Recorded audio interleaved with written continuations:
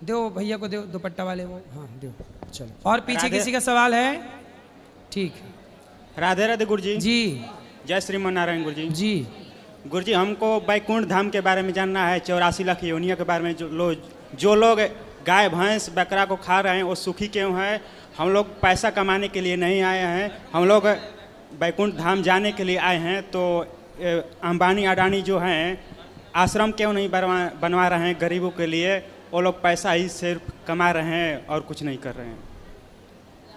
देखो, अडानी अंबानी के द्वारा भी परोपकार के काम होते हैं, इसलिए आप भी करें परोपकार, हम भी करें, हम सब मिलके करें। हम किसी को ये क्यों कहें कि वो क्यों नहीं कर रहा, वो क्यों, उसके बारे में क्यों बात करें? हम अपने बारे में बात करें। लोग क्या कर रहे हैं ये छोड़िए, हम क्या कर रहे हैं ये जानिए। आप खुद करिए जो करना है, किसी को मत कहिए कुछ। आप अपना काम करिए, मन लगा के पैसा कमाइए। गुरुजी, दूसरा प्रश्न है 84 लाख योनियों के बारे में। बैकुंठ आपको जाना है, अच्छे कर्म करोगे, समाज की सेवा करोगे, सबका भला करोगे, भगवान से प्रेम करोगे, नाम जप करोगे, बैकुंठ पहुंच जाओगे। गुरुजी, गाय भैंस जो खा रहा है वो सुखी क्यों है? कहाँ सुखी है? वो पिछले जन्म में कोई पुण्य किया था, इस जन्म में शरीर मानव का मिल गया है, अब जो गलती किए जा रहा है उसका दंड मिलेगा। अवश्यमेव भोक्तव्यम। जो कर्म करोगे, कर्म कभी पीछा नहीं छोड़ता। पाप करोगे, पाप पीछा ना छोड़ेगा। क्या दशरथ जी ने जो पाप कर लिया, दशरथ जी ने श्रवण कुमार को मार दिया, तो श्रवण कुमार के पिताजी तड़प तड़प के मर गए, तो क्या वो पाप दशरथ जी का पीछा छोड़ा? दशरथ जी को भी बेटे के लिए तड़प तड़प के मरना पड़ा। गुरुजी, मैं सासाराम बिहार से हूँ, प्रिंस मौर्य। बुरे कर्म करने से सबको बचना चाहिए। जय श्री कृष्णा जी। हेलो गुरुजी, राधे राधे। हाँ मैया, राधे राधे। गुरुजी, हमारे चाचा जो हैं वो गया करने गए हैं और वो बोलते हैं कि मतलब नवंबर में भागवत कथा कराने के लिए, तो क्या हो सकता है? हाँ, बरम भोज कराने के लिए हो जाएगा। नाम लिखा लीजिएगा कार्यालय। हाँ। हो जाएगा। ठीक गुरुजी, राधे राधे। राधे राधे। महाराज जी, राधे राधे जी। बोलो। नहीं, चलो। राधे राधे महाराज जी। जी। महाराज जी, बिना दीक्षा के कोई भी सांप्रदायिक तिलक क्यों नहीं लगा सकते हैं? जैसे बिना विवाह के लड़की मांग नहीं भर सकती। जी। भरती है? जी नहीं से। जैसे बिना विवाह के लड़की को मांग भरने का अधिकार नहीं है, जी, ऐसे तिलक के रूप में आप रोली कुमकुम लगा सकते हैं। बाकी तिलक तो गुरु के द्वारा मिलता है ना। जैसे मांग, जी, माथे पे सिंदूर पति के द्वारा दिया जाता है, उसी तरह तिलक भी गुरु के द्वारा ही दिया जाता है। तो जब गुरु देंगे तब वो स्वीकार होगा, वो फिर लगाना।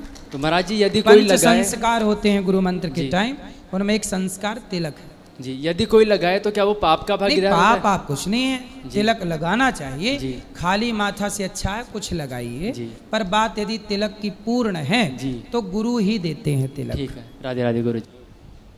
चलो, दो मैया को। आपके चरणों में कोटि कोटि वंदन गुरुजी। हाँ मैया। हम लोग कच्छ से आए हुए, आपने नाम सुना है नहीं सुना? सुना है? कच्छ सुना। अच्छा। मेरी माँ गुजरात। हम लोग 6 लोग कच्छ से आए हैं। आपके चरणों में सबकी ओर से मैं नमन कर रही हूँ। पहले एक बात बोलूँगी आपको कि आप हमारे भारतवर्ष की संस्कृति के रक्षक हैं। अगर आप जैसे संत कुछ पत्रकारों के बोलने से क्यों हम ऐसा सोचे कि ये लोग बोल रहे हैं, ऐसा कभी नहीं सोचना चाहिए। लेकिन हमारी संस्कृति के रक्षण करना ही चाहिए। और मेरा दूसरा प्रश्न है, आज मतलब आप जो मैंने कहा, आप उस बात का समर्थन करती हैं? हाँ, मैं आपके साथ हूँ। आप हमारी संस्कृति के रक्षक है और रक्षा करना ही चाहिए। और मेरा दूसरा प्रश्न है गुरुजी कि आपने अपनी कथा में बताया कि स्नान करना जरूरी है।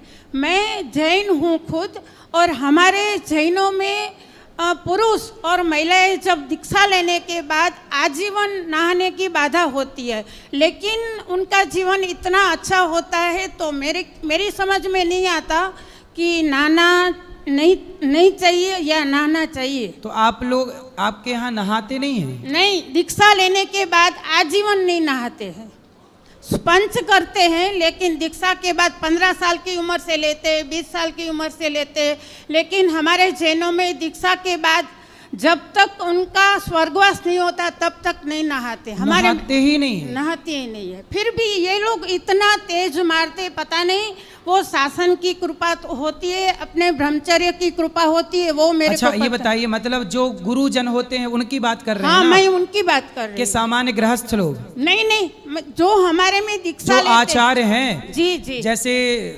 विद्या स्वामी जी हैं, हाँ, विद्यासागर जी, जी गुरु जी, जैसे वो ऐसे महापुरुष, हाँ, तो वो स्नान नहीं करते? नहीं करते। हमारे जैनों में कोई भी नहीं करता दीक्षा अच्छा, ये के बाद। महापुरुष लोग स्नान नहीं करते? नहीं करते। कोई बात नहीं, देखो वो तो सब अवधूत भेष है, और वो संत जन गुरुजन तो भगवान के तुल्य हो जाते हैं, तो वो तो खुद भगवान के चिंतन में लीन है, तो उनमें दोष कुछ भी नहीं होता। वो चूंकि भगवान के चिंतन में डूबे हैं ना, इसलिए वो अवधूत भेष है। हमारे सनातन में उस भेष को क्या बोलते हैं? अवधूत। क्या बोलते हैं? अद्भुत, अवधूत, अवधूत, अवधूत मतलब अवधूत जो स्थिति है, योगी, हाँ योगी, उच्च कोटि की। तो वो महापुरुष हैं अपने आप में, वो उनमें कभी कोई दोष नहीं होता, और वो हमें जो आदेश करें हमें उसका पालन करना चाहिए। और विद्यासागर जी तो उच्च कोटि के महान गुरु है, उच्च कोटि के संत हैं, और वो ऐसे धरती पे ऐसे महापुरुष कभी कभी आते हैं, इसलिए हम सब उनको वंदन करते हैं। बस। और उनमें सबसे बड़ी अच्छाई ये है कि वो संत अपनी साधना से, अपने त्याग, अपनी तपस्या के बल पर वो भगवान के चिंतन के जल से स्नान कर लेते हैं, चिंतन, ईश्वर के चिंतन के जल से। हमारे कच्छ वाले उठ के प्रणाम करो गुरु जी को, हमारे कच्छ वाले। बिल्कुल, सबका प्रणाम स्वीकार, आपको भी प्रणाम। राधे राधे गुरुजी, मेरा नाम जी। तुषार सिंह है और मैं कोटा से हूँ। तो और मैं एक जय एस्पिरेंट्स हूँ।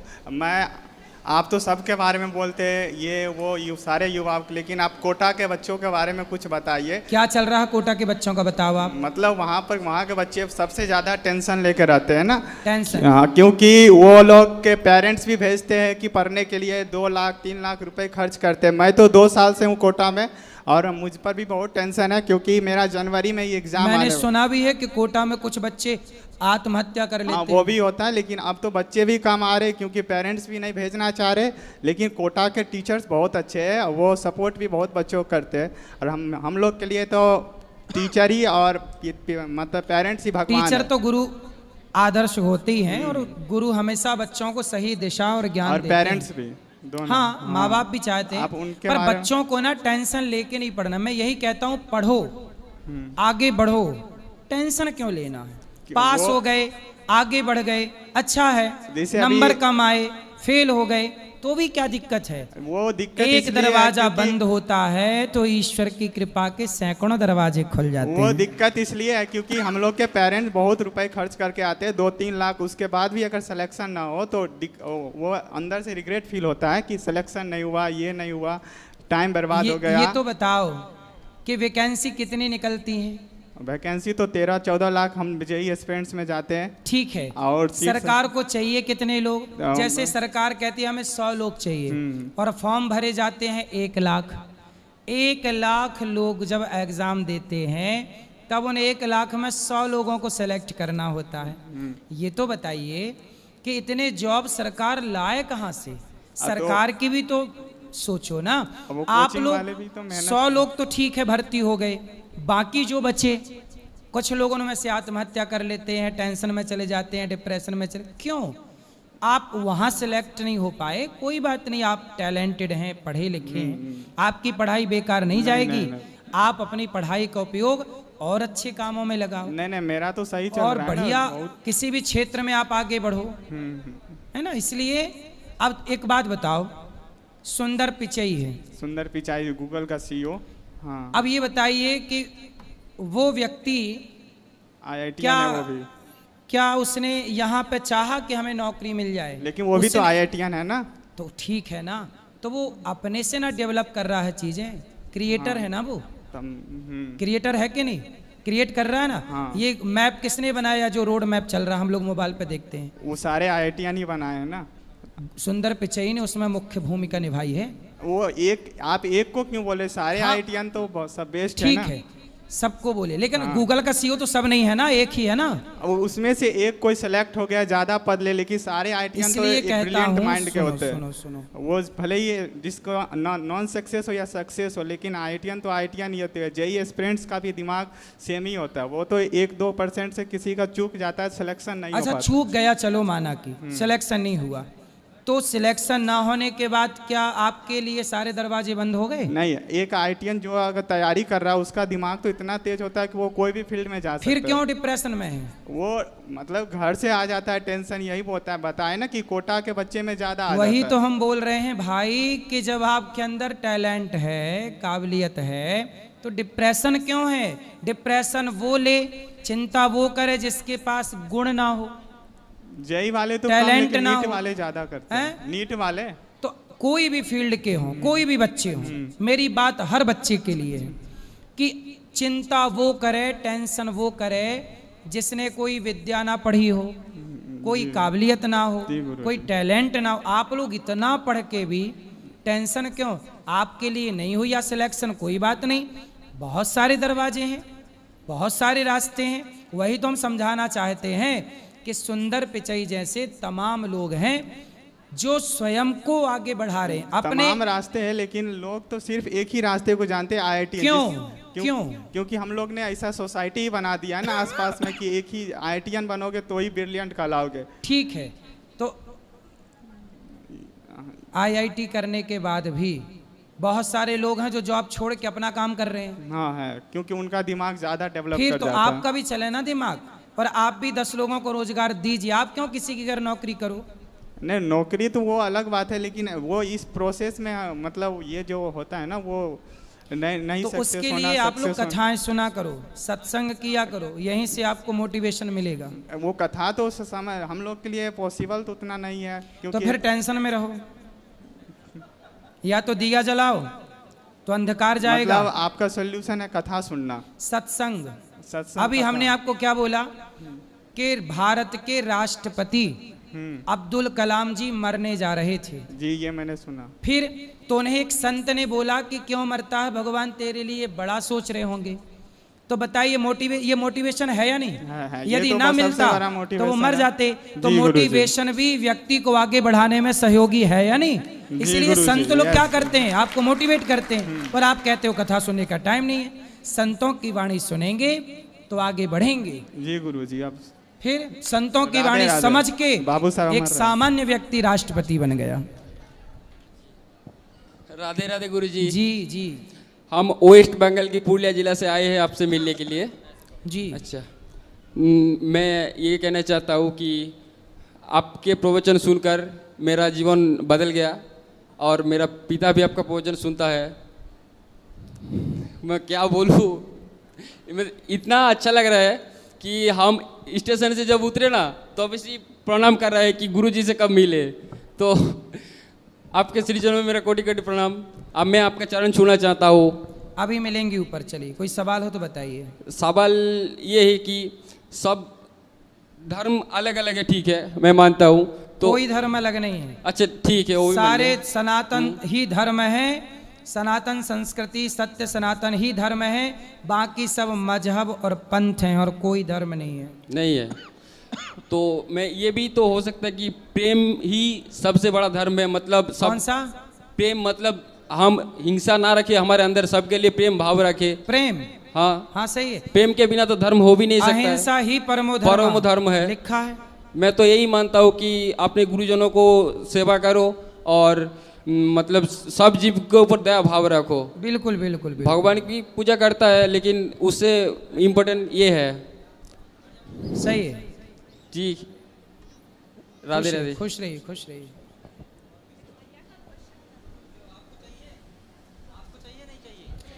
और किसका प्रश्न है, यहाँ ले आना इनको। राधे राधे श्रीमन नारायण गुरुजी। राधे जी राधे जी जी जी। गुरुजी, एक अम्मा आई हैं, छत्तीसगढ़ से, वो आपके चरणों में यहाँ पे रहना चाहती है, तो वो क्वेश्चन करना चाह रही है। ठीक है, हाँ तो बात करा दे। हाँ, बात करा दे। गुरुजी मेरा भी एक क्वेश्चन है। बोलो बोलो। मेरा भी एक क्वेश्चन है।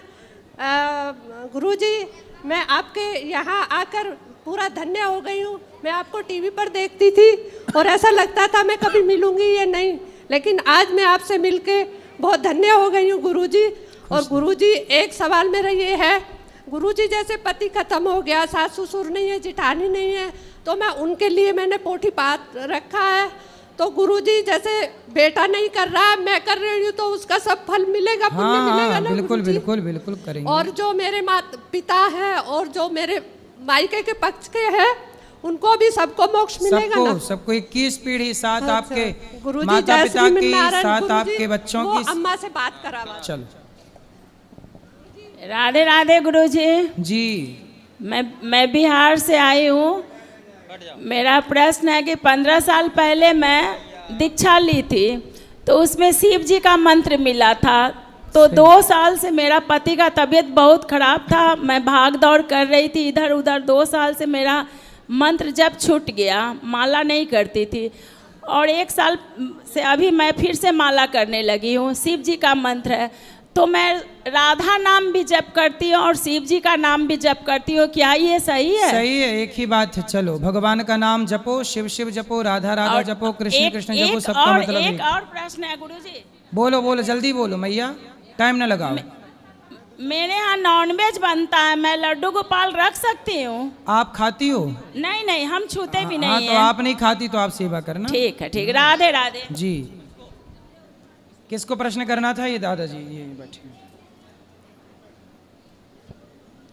राधे राधे गुरुजी जी। आपके चरणों में कोटि कोटि प्रणाम जी। आज 18 साल हो गए, मेरा बेटा ठीक नहीं हो रहा, डिप्रेशन में है, हाइपर हो जाता है, गुस्सा करता है, सामान तोड़ देता है घर का, पता नहीं क्या हो गया। आया हुआ है आज यहाँ पे। कहाँ है? कथा, 1 मिनट, कथा में भी आया था, पता नहीं क्या हो गया। आज 18 साल हो गए। जब पहली बार एडमिट हुआ था तो जैसे हम बालाजी गए थे तो उन्होंने कहा था किसी मुसलमान ने किया हुआ है।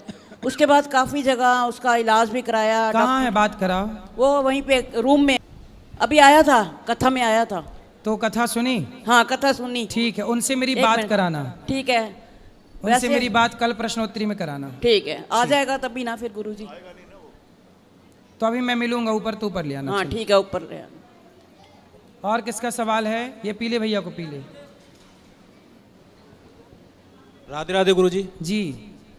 गुरुजी, मेरा प्रश्न ये है कि जैसे पितृपक्ष में हम, जैसे मेरे पिताजी ख़त्म हो गए तो मैं उनकी 13वीं वगैरह नहीं कर पाया था। मतलब वो किसी अन्य महाराज जी की शरण में चलते थे, तो उन्होंने ऐसा सब कुछ करने को मना कर रखा था कि 13वीं वगैरह मत किया करो। 13वीं नहीं हुई? हाँ जी। फिर? तो 13वीं नहीं हुई तो फिर मैं अलग हो गया। तो अलग होने के बाद में मैंने फिर किसी पंडित जी से पूछा, तो उन्होंने कहा भैया तुम्हारा, और फिर ऐसा था कि रात को मतलब सपने में जब भी मुझे दिखाई देते ना, पिताजी मुझसे लड़ते हुए दिखाई देते थे हर। तो आप अपने पिता की 13वीं भी नहीं किए, क्यों? ऐसा था ना कि मतलब मेरे फादर इस चीज़ से खिलाफ थे और उन्होंने मरने से पहले कह दिया था कि मेरी 13वीं वगैरह मत करना, मेरे महाराज जी ने मना कर रखा है। तो फिर अब काहे लड़ने आ रहे हैं मरने के बाद? अब पता नहीं। तो अब मम्मी भी इस चीज़ को मना करती हैं कि नहीं भाई ये 13वीं वगैरह तू, फिर भी मैंने। अच्छा ये बताओ, 13वीं में 13 ब्राह्मण ही तो भोजन कराने हैं, जी, कौन जी। सा करोड़ लग रहा है? नहीं वो बात नहीं थी जी, उनकी परहेज थे ये जो उन महाराज जी ने बता मतलब रखे थे। किसी को भोजन कराने से परहेज है? हाँ जी। तो ये पाप है कि पुण्य है? मेरे हिसाब से तो पाप ही है। तो काहे माँ बाप तुम्हारे पाप कर रहे हैं? अब पता नहीं वो। तो ये फिर कौन भी, है जो पाप करा रहे हैं? लेकिन उन्होंने जैसा अरे कहा फिर, कहते हैं कि चींटी को भी दाना डालना चाहिए, सब में सभी में बांट कर खाए उसे इंसान कहते हैं। जी सबको भोजन कराओ। जी। 13 ब्राह्मण खा लेंगे तो घटेगा क्या? 13 गरीब जरूरतमंद खा लेंगे तो घटेगा क्या? नहीं तो फिर मैंने किसी पंडित जी गौरी से, गोपाल में 30,000 लोग पर डे भोजन करते हैं। मैंने पंडित जी से पूछा था, तो वो पंडित जी कह रहे बेटा कोई बात नहीं, तुम अपना करा दो चुपचाप, कोई दिक्कत नहीं, तुम्हारे मन में श्रद्धा है तो तुम कराओ, मम्मी मना कर रही है करने दो, पापा ने कहा था कहने दो। तो कौन पंडित जी हैं ये जो नहीं कराने? ये हरियाणा के हैं जी, रामपाल जी महाराज। तो वो 13वीं नहीं करने देते? नहीं, वो 13वीं भी नहीं करने देते, किसी देवी देवता का पूजन भी नहीं करने देते। तो वो यूँ कहते हैं किसी मंदिर के आगे शीश मत झुकाओ, किसी कोई गंगा स्थान पे मत जाओ, तीर्थ स्थल पे मत जाओ। जैसे आज मैं वृंदावन आया हूँ घूमने, तो क्यों तीर्थ पे क्यों ना जाओ, गंगा क्यों ना जाओ? वो यूँ कहते हैं कि ये सब काल की पूजा है। काल? हाँ। अरे बोले तीर्थ भगवान राम का धाम, कृष्ण का धाम, कालों के काल महाकाल उज्जैन में रहते हैं, वो तो कालों के भी काल हैं। वो यूँ कहते हैं कि पूर्ण ब्रह्म सिर्फ एक कबीर साहब है। कबीरदास जी खुद कहते हैं, हाँ। कबीरा सब जग निर्धना, धनवंता धनवंता नहीं कोई, जी। धनवंता सोई जानिए जिखे राम नाम धन होए। जी। कबीरदास जी रामानंदाचार्य जी के चेला हैं, शिष्य हैं। जी, जी। और कबीरदास जी खुद दिन रात सीताराम सीताराम जपते हाँ हैं, जी, हाँ राम जी। राम जपते हैं। मैंने उनको कई बार समझाया, मैंने कि कबीरदास जी परमात्मा नहीं है ना कोई वो है, वो एक संत थे। उन्होंने सिर्फ हाँ, हम लोग भी संत मानते हैं। हाँ जी, तो वो मेरी बात, उन्होंने मुझसे कहा कि तू अपना देख, हम अपना कर लेंगे, तुझे जो कर रहा है पूजा पाठ तू करता रहे। अच्छा, तो मैं- आपको छोड़ दिया? हाँ। तो मैंने फिर पापा की 13वीं करवाई, अलग रह गए। ब्राह्मण मतलब जैसे खाना भोजन उन्हें करवाना होता वो करवाया। देखिए सब कुछ। अब बताइए, सनातन संस्कृति जो भारत में हजारों साल से चली आ रही है। जी जी दशरथ जी की मृत्यु पर भरत जी ने भी 13वीं की थी। जी। अब वो जो सनातन परंपरा है, उस परंपरा को बताइए किस तरह से लोग त्यागते चले जा रहे हैं। जी। आपने इसका विरोध किया, ये अच्छी जी बात है। किया था मैंने। तो आपने, मैंने ब्राह्मण भी जमाए थे, जो भी उनका दान पुण्य करना होता है, जो देना होता है, वो सब कुछ दिया था। तो आखिर आपके पिताजी मरने के बाद भी चाह रहे हैं कि मेरी 13वीं कर बेटा, मेरा नहीं तो कल्याण के लिए नहीं प्रयास तो कर। सच्चाई तो ये निकली गुरुजी कि उस दिन के बाद फिर पिताजी मुझे कभी लड़ते हुए ही नजर नहीं आए। सपने में नहीं आए ना, फिर नहीं आए ये कभी। देखो, ये है सनातन। फिर भी नहीं आए, फिर कभी अब नहीं आए। देखो इनके वो कौन पाल हैं? रामपाल जी महाराज। अब बताइए वो किस तरह से सनातन को, सनातन संस्कृति को नष्ट भ्रष्ट किए हैं। इनके पिताजी सपने में आके इनसे लड़ रहे हैं, और जब इन्होंने 13वीं की तो अपने आप इनके पिताजी चले गए, सदगति हो गई। मैंने अपने अन्नदान जब किसी को करते हो तो वो पुण्य उसको मिलता है। ये सनातन परंपरा सदियों से रही है। मैंने उनसे यही कहा था अपने घर में कि मैंने कहा देखो प्रूफ सामने है। जब तक मैं पापा की 13वीं नहीं की थी तब तक कुछ भी नहीं हुआ। वो रोज मैं मम्मी को बताता था, मैंने पापा पता नहीं क्यों मेरे से गुस्से में लड़ते रहते हैं हर समय, मरने के बाद भी। हाँ। हैं तो बोलने लगी कि तेरा वहम है, ऐसा कुछ नहीं है, तू इन बातों को भूल जा। तो मैंने कहा चलो ठीक है, कोई बात नहीं, मैं भूल जाता हूँ। लेकिन फिर भी मैंने उनसे छुपा के वो क्रियाक्रम जो भी करवाना था, 13वीं वगैरह सब करवा दी। तो उसका प्रूफ बताया तो वो उसको भी मान के राजी नहीं, कहती ठीक है तेरी मन की शांति हो गई ना, ठीक है कोई बात नहीं, अब चलो कोई दिक्कत नहीं है।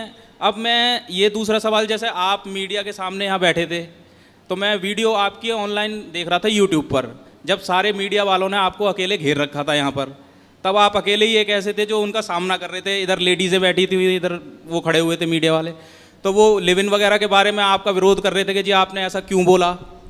तो मैंने भी, आप जो विचार आपके थे वही विचार मेरे हैं। मैंने भी वहाँ पे कईयों से कहा, मैंने कि वो 100% सही बोल रहे हैं। आजकल ये गंद बहुत फैला हुआ है, हर तरीके से फैला हुआ है।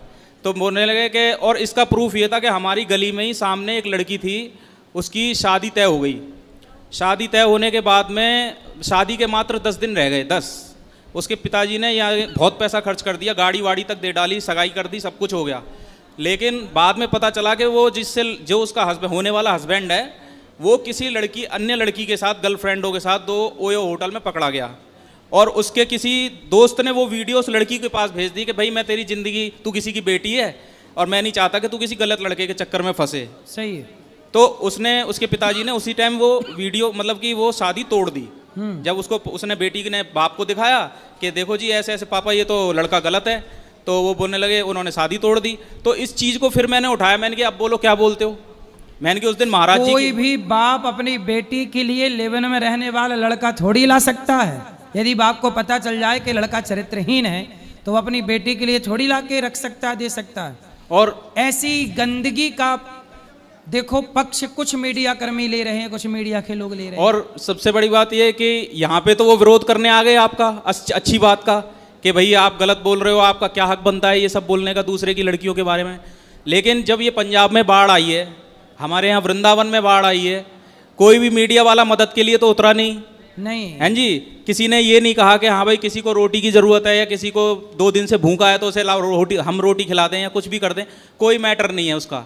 बस ये है, उसके मुंह पे माइक लगा के पूछ रहे हैं, आज ही आपका घर आधा डूब गया है, इस टाइम आपको कैसा महसूस हो रहा है। अब बताओ, जिसका घर आधा डूब गया, वो बेचारा 2 दिन से छत पे रह के रोटियों के लिए तरस रहा है, उससे कह रहे हैं अब बताओ जी आपको कैसा महसूस हो रहा है। रोटी नहीं दे रहे हैं, रोटी नहीं दे रहे हैं, पूछ रहे हैं। लेकिन आपने जो ऑब्जेक्शन उठाया उसके लिए आपके सर पे आके खड़े हो गए कि भाई महाराज जी आप ऐसे कैसे बोल रहे हो। तो इनका ये मीडिया वालों का सबसे ज्यादा गंद फैलाया हुआ मीडिया वालों का है। अगर यही सच्चाई के खिलाफ आवाज उठाए ना तो फिर इस दुनिया में कोई ऐसा क्राइम ही ना हो कि किसी तरीके से। और दूसरी बात यह है कि मैं आज आपके आश्रम में दूसरी बार आया हूँ, पहले आके चला गया था, लेकिन मैंने महाराज जी आपकी जो सेवा देखी है भोजन की और माताओं की, बूढ़ी माताओं के भी दर्शन किए थे मैंने आज।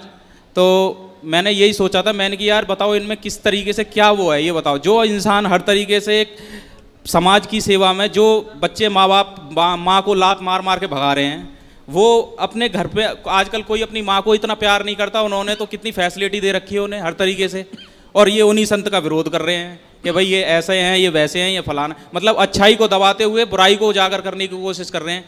तो बस यही प्रार्थना थी मेरी, मैंने यही कहना चाहता था बस आपसे। बहुत सुंदर, भगवान आपको सुखी रखें और आपकी तरह बुद्धि सबकी हो, सब लोग सच्चाई को जाने, लोग जानते ही हैं जी। हेलो पूजनीय गुरुजी। जी मैया। गुरुजी को बार बार दासी योग इसका चरण स्पर्श नमन बंदन। मेरा आपसे क्वेश्चन पहला ये है कि मेरा बेटा विशाल आईसीयू में चला गया है, आप उसको आशीर्वाद दीजिए विशाल नाम बोलकर। तो वो विशाल जी को आशीर्वाद, भगवान आशीर्वाद, आपको सुखी और मतलब वो स्वस्थ चलना लगे अच्छी तरह। सेकंड क्वेश्चन है, मुझे कल साधु संतों का खाना करना है सुबह। ठीक है। और थर्ड क्वेश्चन मेरा ये है कि मेरे छोटे बेटा उसने पवन ने अभी श्राद्ध किया, तो वहाँ के गुरु ने कपड़े ले लिए और पूजा पाठ करा ली, मगर उनका श्राद्ध खाना नहीं खाया, तो क्या वो लगेगा? तो आप करा तो रहे हैं कल संतों को भोजन। ठीक है, धन्यवाद। खुश रहिए। हेलो गुरुजी, राधे राधे जी। हमने आज आपके यहाँ पोथी पाठ अन्नदान कुछ कराया है। एक सवाल है हमें आपसे जी। हम एक बार वहाँ गया जी गए थे जी। गया जी में कहते हैं बड़े बूढ़ों को श्राद्ध यहाँ कीजिए, उसके बाद कुछ मत कीजिए। आप क्या करना चाहिए बताइए आप? तो श्राद्ध कर दिया ना। श्राद्ध तो वहाँ करके आए थे, फिर मगर यहाँ के लोग हमसे भाई बंद बोलते हैं, वो वहाँ के पंडित जी बोलते हैं कि आपको कुछ नहीं करना है, खाली कभी पिताजी का पिंडदान कर देने के बाद केवल तर्पण करना रहता है, जल तर्पण करिए उनके नाम से। जो आप पोथी पाठ कर रहे हैं, भोजन करा रहे हैं भक्तों को, गरीब जरूरतमंदों को, वो ठीक है। तर्पण सबको करना चाहिए सदा। तर्पण की नहीं, जैसे हम अपने घर श्राद्ध करें कि नहीं करें गुरुजी? अब देखो, श्राद्ध आपने पिंडदान कर दिया, अब घर में आप जलदान करते रहिए उनके नाम से, और भोजन प्रसादी करते रहिए, कराते रहिए। मतलब पंडित जी को घर खाना नहीं खिलाएं अपने? हाँ कराइए, उसमें क्या दिक्कत है? बेटा दान दक्षिणा जो होती है देना नहीं देना है? बहुत दान दक्षिणा तो आपकी श्रद्धा है, इसमें क्या नुकसान है? आप किसी को भोजन कराइए, कन्या को बुला के, गरीब को बुलाइए और उसे दान पुण्य करें, उसमें कोई दान पुण्य तो जितना आप कर सकें तो सदा करना चाहिए। तो उनके नाम से निकालें कैसे कि हाँ, उनके नाम से करिए, वो उनको मिलेगा। पिंड दान हो जाने के बाद केवल पिंड दान नहीं करते दोबारा, बाकी श्राद्ध क्रिया कर सकते हैं। और तर्पण गया जी में तो वो सब मना करते हैं कि कुछ मत करना, आपको नाम भी नहीं लेना, श्राद्ध भी नहीं करना। तर्पण का विधान है, तर्पण नहीं छोड़ना। तो तर्पण वो थे ना करके आएगा ही। ठीक है। और गुरुजी सुबह हमें अपनी गाय दान करनी है, कितने बजे आए? सुबह 8 बजे आ जाना है। 8 बजे वहीं अपने अंत्येष्टि भी कराना है? जी जी जी जी। भोजन भी करवाना है संतों के लिए? नाम लिखा लीजिएगा। हाँ, ऊपर नाम लिखा लीजिएगा। राधे राधे गुरुजी, मैं भिलवाड़ा से आई हूँ, राजस्थान से। मेरे को तो यकीन ही नहीं हो रहा आपको देख के लाइव। मेरा एक सवाल है आपसे। बोलो। मेरा सामने से हट जा पाठक, सामने से हट जा। गुरुजी, कर्मा लौट के आता है क्या वापिस? जो हम कर्म करते हैं वो दोबारा लौट के आता है क्या? क्यों नहीं आएगा? जो कर्म किया है अच्छा बुरा सब आएगा। गुरुजी, हमेशा अच्छा होने के बाद ही बुरा क्यों होता है बार बार मेरे साथ? भगवान, जब आप अच्छे कर्म करोगे तो भगवान आपकी रक्षा करेंगे, आपके साथ बुरा नहीं होगा। क्योंकि जो पिछला किया, हम किसी के साथ कुछ करें तो वो वापस लौट के आते हैं। लौट के तो आएगा। भीष्म पितामह ने बाणों की सैया में कांटे को, सांप को कांटों की सैया दी, कांटों के ढेर में फेंका तो पितामह भीष्म को भी बाणों की सैया में लेटना पड़ा। ये अनुभव अभी हो रहा है मेरे को। फिर जो हम करेंगे वो हमें मिलेगा। जी गुरुजी। चलो अब जो सवाल रह गए कल फिर प्रश्नोत्तरी होगी। आप सब प्रश्नोत्तरी में बात कर लेने। वो पीली बहन को बात कर दें एक बार। वो पीली जो है बोलो। हेलो सही है हाँ जी गुरुजी राधे राधे प्रणाम जी जी।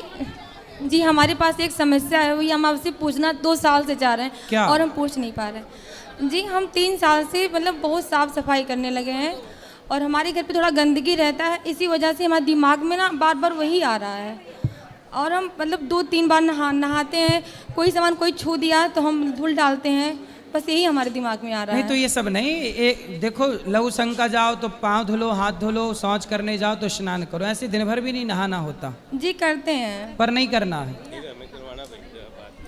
मैं बोलूँगा जरूर बोलो।